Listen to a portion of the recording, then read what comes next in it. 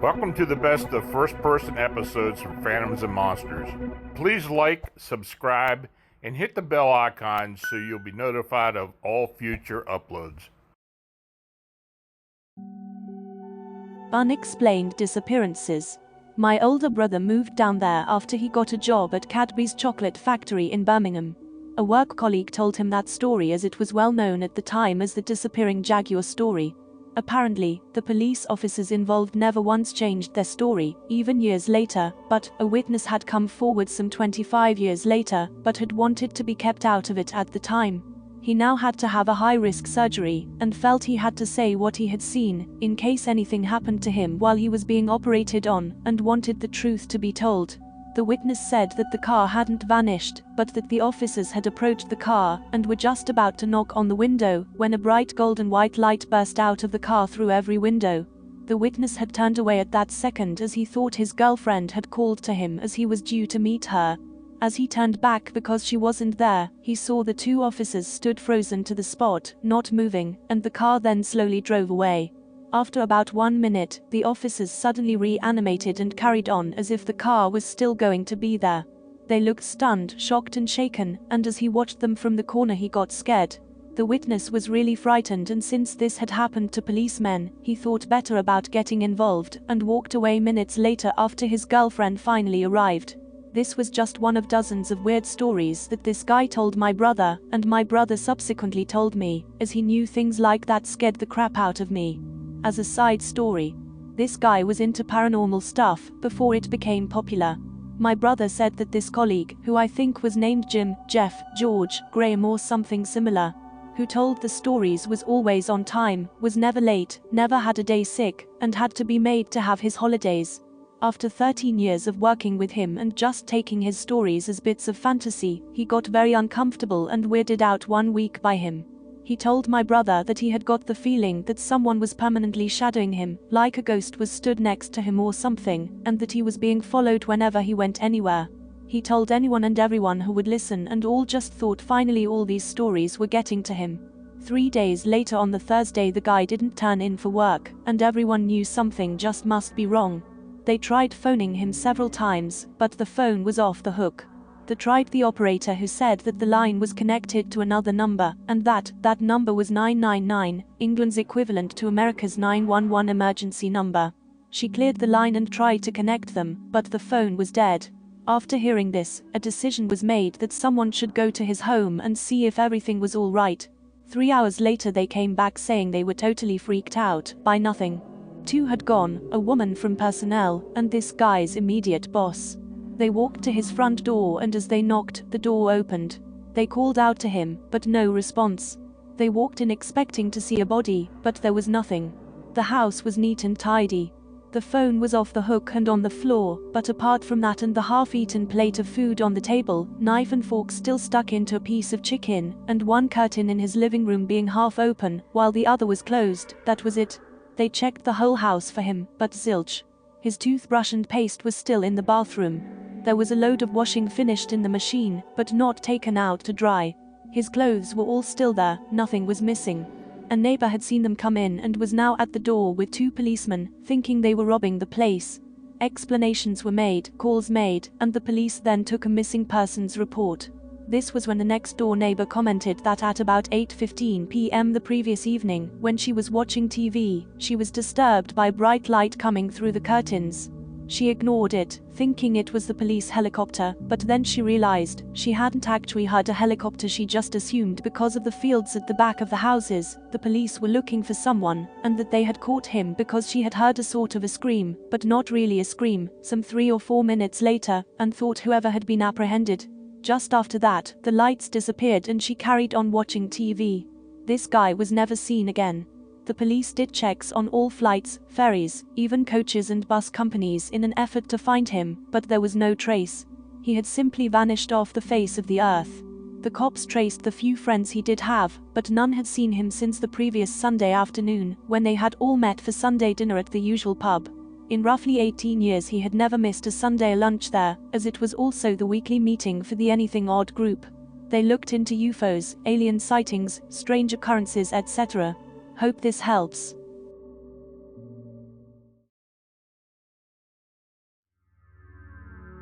I went missing from our bed. At approximately 1:15 a.m. on 11/20/04, my wife and I retired to sleep on the second level of our Boca Raton, Florida home after watching TV in our first floor den. As I often do, I put on our TV in our room, which helps me to get to sleep. As I watched a National Geographic special, I became groggy. Knowing that keeping the TV on all night bothers my wife, I grabbed the remote and switched off the TV and quickly fell into a deep sleep. In what seemed an instant after doing so, I was awakened by my wife, who questioned me as to where I was. My immediate response was, in our bed. My wife then explained to me that she awoke because she sensed that I was not in bed with her. She then stated that she searched the whole house and even walked to the guardhouse in her pajamas of our community to see if anybody had been permitted to drive to our residence to pick me up. She was told nobody had come into the community. Upon her return, she burst into the room and found me in our bed. She stated that my car was in our driveway and that my wallet, cell phone and money was just as I had left it in our kitchen when we went upstairs, which further upset her. She knows me well enough to know that if, in fact, I left our home for some reason, I would have taken these items with me. We do not live near any stores or establishments that one could walk to. As I awoke, she further explained that the covers in our bed on my side looked exactly as if I had pushed them down and left the bed. Realizing that she was not kidding, I informed her that I just turned off the TV and fell asleep. She then reconfirmed that she searched our entire residence and that I was not physically present. I glanced at the clock and it was about 2:30 a.m. when she stormed into our bedroom and awoke me with this shocking news. I tried to comfort and console her at this point and confirmed that, to my knowledge, I had not left our bed, not even to use the bathroom. Not really sure what had happened, we went back to bed. When I awoke, I asked her to confirm what had happened and that either her nor I were dreaming. She confirmed it. Somehow, I do not think either of us actually accepted this event as reality because we awoke and did not talk about it. As a believer, I felt that I needed to let somebody know and help me to understand what might have happened. So I searched the web and found this site to report incidents. I called and was instructed to file this report as I am. I consider myself of sane and sound mind and am a local business owner. I was also instructed to have my wife file an incident report, which will be done first in the AM. I am also willing to have this event scrutinized by any means required to validate it, including on-site investigation, cameras, lie detectors, anything. It almost seems like something out of the Twilight Zone, and I feel more confused than anything. I am not sure what really happened. The evidence has it that I was somehow physically missing from my home for 45 to 60 minutes without my knowledge. I was told to examine myself for any marks and did not find any. However, from the base of my throat to the middle of my chest, it is mildly red, as if I had been exposed to the sun. I can tell because when I press the area, a brief mark appears, such as when one gets a sunburn and presses the affected area with a finger. The rest of my body is unaffected. I welcome any comments and/or suggestions.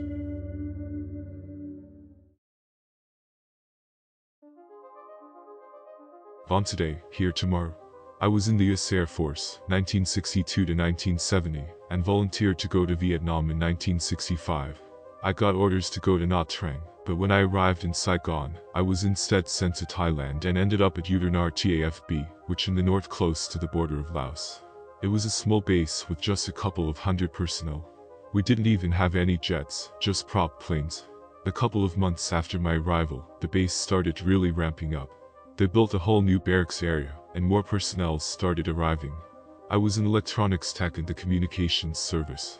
We had a tiny comm center next to the runway. There were 4 vans with crypto gear parked next to each other with a Quonset hut for the teletype machines centered on the vans. There was a hutch we used as the shop and a couple of others for the radios and other comm equipment. We had wooden pallets laid out for sidewalks, as it got pretty muddy during monsoon season. At the end of one walkway we had a water buffalo, a big water tank on wheels that held our drinking water. During night shift, it was the news guy's job to make coffee for everyone in a big urn. You carry the urn out to the water buffalo, fill it, bring it back and do your thing. So one night, this had to be in early '67 as we were already living in the new barracks, but the new comm center wasn't completed yet. The new guy hauled the urn out to make coffee. After a while, somebody noticed he hadn't returned and went looking for him. He found the urn laying on the ground by the water buffalo, but no sign of the airman. We went on alert, the base was locked down, and a big search started. he was gone. Naturally, we all assumed he had been snatched by the Pathet Lao, Laos's version of the Viet Cong. What we couldn't figure out was how they could have penetrated into the center of the base. And why grab an 18-year-old airman third-class teletype operator? Due to the treaty with Thailand, we couldn't carry arms, so it was up to the air police to tighten up security. We were pretty spooked. Probably a good thing we didn't have guns. Ha ha ha. So 3 days later I was in my hooch and a guy came running in saying they found the missing guy. They found him on the ground right next to the water buffalo. Now, the missing guy's hooch was right next to mine, so I went in there. A minute later he came in, escorted by an AP, and started grabbing his stuff and throwing it in his duffel bag. I asked him what happened and he said, "I've been ordered not to talk about it." So I asked him where he was going and he said, "To Japan." The AP was very uncomfortable and told me not to talk to him, so I shut up. I looked him over as he packed and could see he was in fine shape. He was clean and all I could see wrong were 3 or 4 scratches on his cheek. He finished up, said bye. And off they went. We never saw him again and never heard anything else about the matter. We all shrugged our shoulders and figured the Pathet Lao weren't the type that beat up their captives. We couldn't figure how they penetrated the base twice though. We figured it was just to intimidate us, and things just went back to normal. I was happy when we got moved into the new comm center, and away from that spooky spot by the runway. So years later in the 90s, I was watching a TV show about alien abductions, and they said something about the victims having skin samples scooped out of their cheeks. I suddenly flashed back to that event and remembered the marks on that airman's face. Could it have been GF?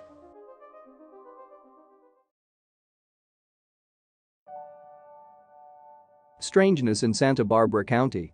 I have 2 stories of people I know personally who had kind of a similar disappearance experience on a college campus. They both happened in my freshman year of college. The first time it was a buddy of mine from the dorms. We had all been out partying and stuff. You know, we had been drinking, but all of us were coherent. We weren't like blacked out drunk or anything. And anyway, we're going back to the dorms at the end of the night and one of my buddies had his bicycle with him. The rest of us are walking and he's kind of, you know, riding circles around us on his bike. Finally he takes off once we get to campus. He takes off heading south towards the dorms. So we figured, okay, we're gonna get back to the dorms, he's gonna be there waiting for us. We get back to the dorms and he's not there. So we wait around. We figure maybe he got food or something. And so he doesn't turn up for like an hour, so we start calling him and texting him and stuff and no response. Finally he answers the phone after about 2 hours, and all we hear is like super heavy breathing, and we're trying to talk to him, like, "Hey man, where are you, what's going on?" And it's just super heavy breathing, and finally we start hearing him, and it's kind of like mumbling. We can't really make out what he's saying, and then he hangs up the phone. So we went back out and started looking for him around campus and stuff. Nothing. We couldn't find him. So, the next day, he shows up around 1 p.m. He comes back to the dorm and he looks like crap. He's wearing the same clothes as the night before. He looks terrible and we were like, "Dude, what happened?" He goes, "I don't know. I woke up in a field like 6 miles north of campus. The last time we saw him, he was biking south. He winds up 6 miles north. And he's like, yeah, I woke up in a field. My bike is gone. I have no idea what happened and I just had to walk home." So to this day we have no idea what happened to him. We were all experienced with alcohol and stuff. We knew how to handle our drinks. None of us were blacked out. We were all coherent. Otherwise I would have just figured he was super drunk and had no idea, but we saw him heading south onto campus. I mean he rode onto campus which is well lit. There are police officers patrolling, you know, and he winds up far north. So, super weird. Anyways, it gets weirder. About maybe 2 months later, my roommate doesn't come home after one night of partying which was normal for him. He had friends out that lived off campus who he would occasionally crash with at night. And so he doesn't come home and I think, okay, he's just staying with friends. Next day he still doesn't come back. Next morning, I figure okay maybe they got breakfast together, they're hanging out or whatever. By the afternoon I'm starting to get weirded out here. Sure enough a couple of his friends he would have been staying with come knock on my door and they say, "Hey man, have you seen so and so?"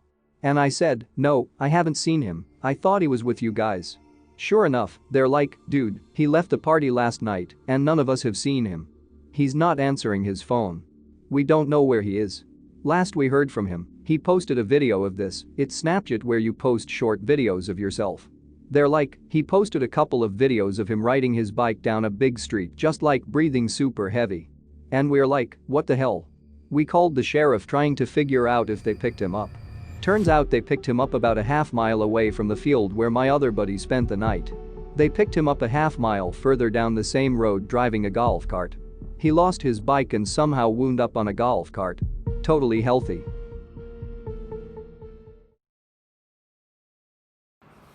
This is Lon Strickler.